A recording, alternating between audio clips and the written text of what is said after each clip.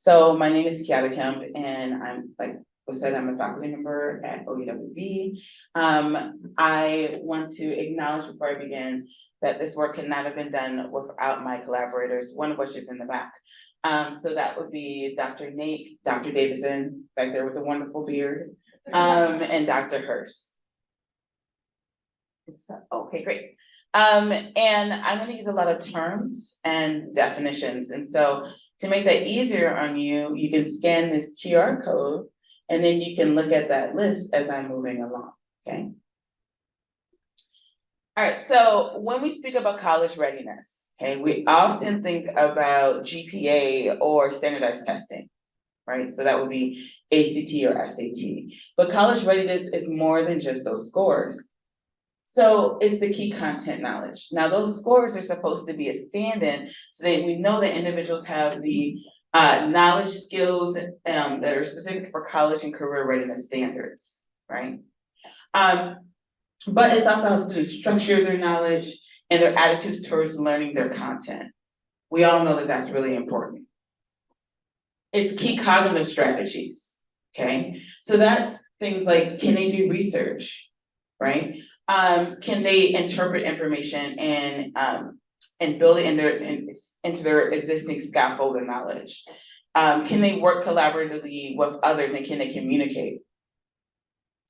It's things like key learning skills, right? So we start to get to the ownership of learning. So things like their metacognition, right? Are they self-regulated learners, right? But it's also how they go about learning. So do they just memorize things? Do they take notes? Do they know how to take notes, right? Do they do recall, right? But last is going to be that key transition knowledge and skills. And this is one that I think we don't always think about, but it's really critical. So things like, do they understand the norms of the institution that they're joining and the culture? Do they have financial awareness, right? Do they know how to get the money so they can actually make it through college? Do they know how to network and make connections with other people? So these are all things that help you with that college readiness. So when we began this, we were really interested in determining if outreach pathway programs increase student perceptions of college readiness.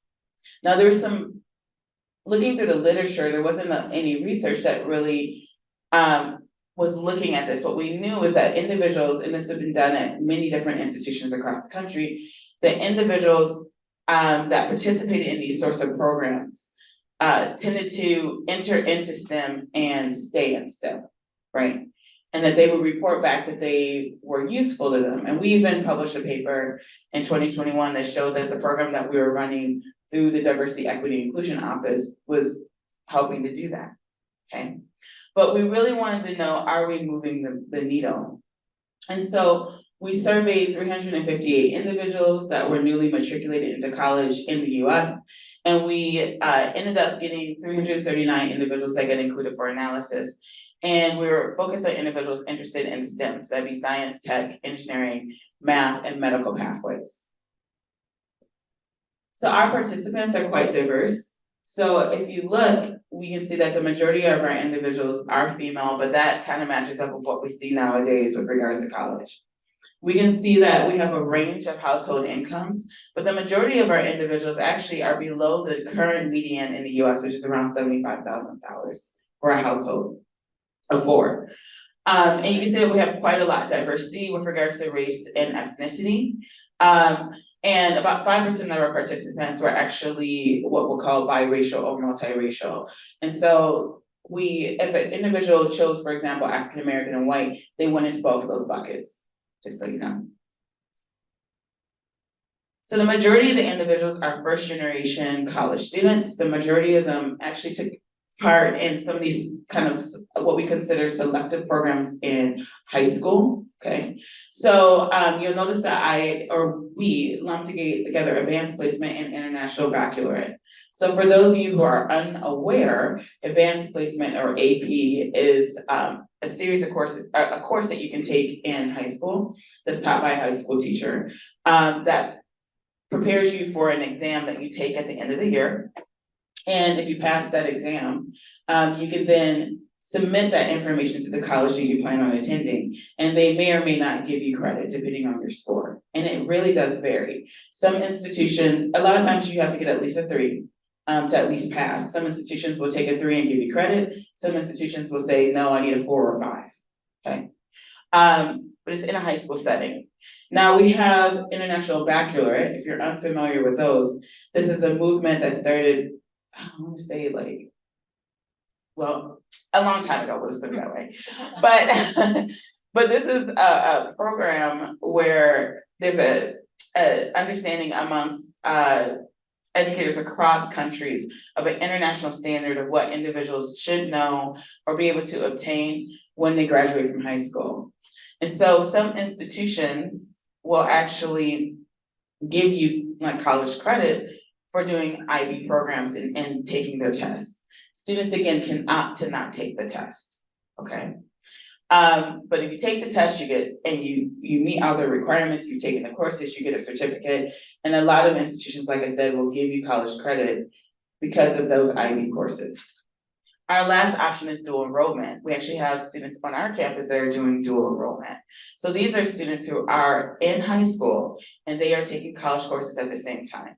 So they might be taking college courses through a community college, or they might be at a university like ours, right? So, but they are being taught by college professors, okay? And I should mention that students that take part in these programs typically have higher GPAs and go on to college. All right, so you can see that the majority of individuals in our study did dual enrollment or they did AP-IB, and we lumped AP and IB together because, again, they're being taught in a high school setting versus dual enrollment. Now, in order to determine whether or not they participated in outreach and pathway programs, we asked 4 questions. We asked if they participated in a program or outreach activity geared at recruitment into a particular STEM field. We asked if they participated in external science fairs. We asked if they participated in competitions like math Olympiad or science Olympiad or robotics competitions. And we asked if they participated in a STEM program, class, or camp outside of school. So that could have been before school, after school, in the summer, okay, but outside of the school setting. We also asked them the next 2 questions. Do you feel prepared for going to college? And for those that said yes, they participated in some sort of OPP experience, we asked them what they learned from those experiences, and I'll share that data towards the end. So again, if you didn't get a chance to scan for the QR, it's here, for those who might have came in late. Were you able to give it? Oh, I apologize. I will have them send it out to you all afterwards, okay? Okay, so we asked, do you feel prepared for college? And you'll see that around 83% of individuals answered yes, okay? But then we were curious about how that broke down on demographics. So we then looked at things like OPP experiences, income, et cetera. And what we found is that for these demographics, the only 3 that had a significant correlation with feeling prepared was participating in OPP experiences, participating in AP or IB, or participating in dual enrollment. We then built a model, so we ran a logistic regression, and we wanted to see if any of these could predict for college readiness. And what we saw is that the number of OPP experiences, right, that individuals participated in, as well as being dual enrolled, were predictors for feeling that sense of preparedness, but not AP-IB. And you can see that for every OPP experience someone participated in, that level of feeling prepared increased by about 1.5. So we are also really interested in how this kind of broke down for individuals that were from lower or higher SES areas, so socioeconomic status areas. And we know that there's a wealth of literature that talks about neighborhoods and neighborhood income and SES and how that impacts educational experiences of students. And I think we all can have seen that, at least those who teach undergrads. I used to teach undergrads, by the way.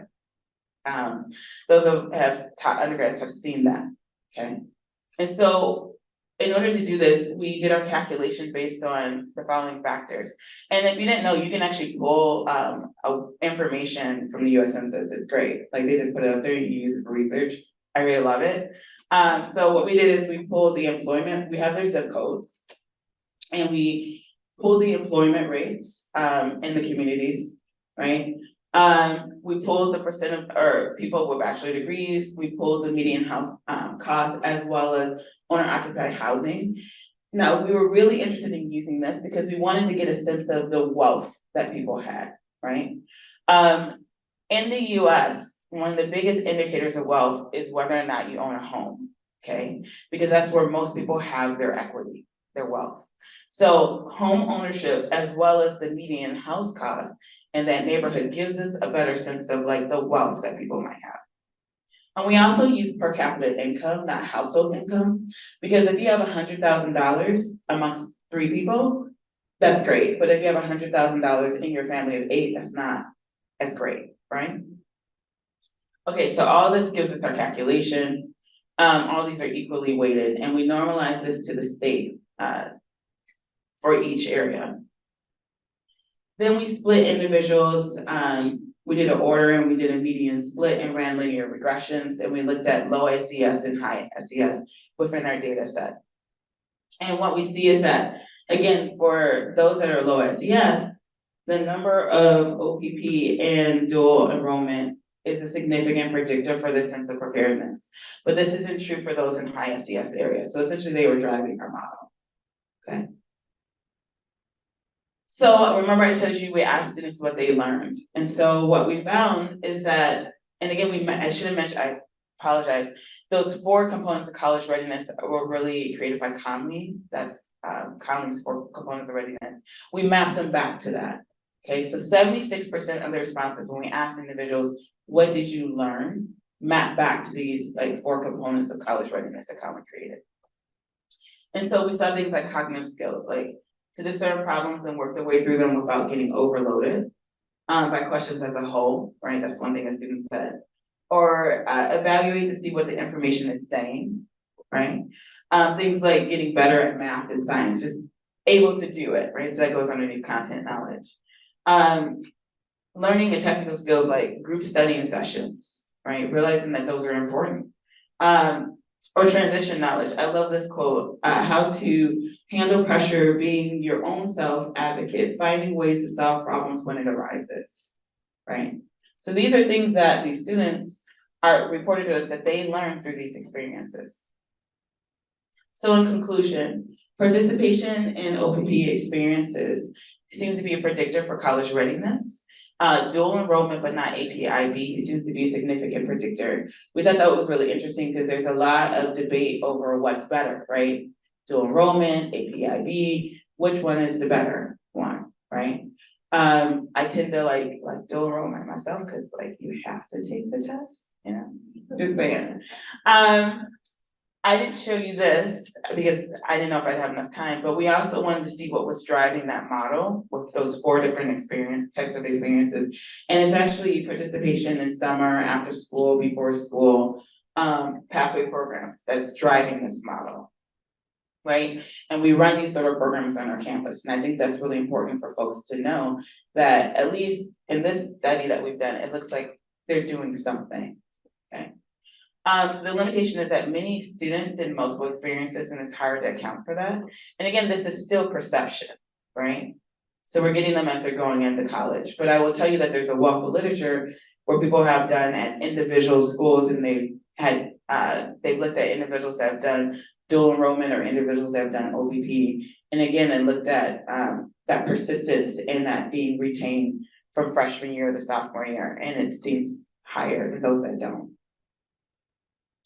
So this leads us to this whole model where we believe that these external opportunities like dual enrollment and OPP are promoting college preparedness for students from low SES areas because of increasing cognitive strategies and content knowledge, learning skills and techniques, as well as transition knowledge and skills, and that this ultimately will lead to their success. So with that, I'd like to thank you for your time. I really want to point out that this work was funded by the OU Black Faculty Association, like we could not have done it without them, so thank you. I want to thank my school, the OUWB School of Medicine, for the time and resources to do this work. Settle for inviting us. And I wanted to point out a wonderful organization, if you're interested in pathway programs and outreach, that I'm part of the leadership of, which is the Association of STEM Pathway Programs, Pathway and Bridge Programs. We are a worldwide organization of folks that are academics as well as folks in industry. And our whole goal is promoting these sorts of programs and developing best practices and distributing them, so that we can continue to increase inclusion of everyone into these pathways. And if you want to connect with me personally and ask questions, you can always scan that, send me an email, and I'll take your questions.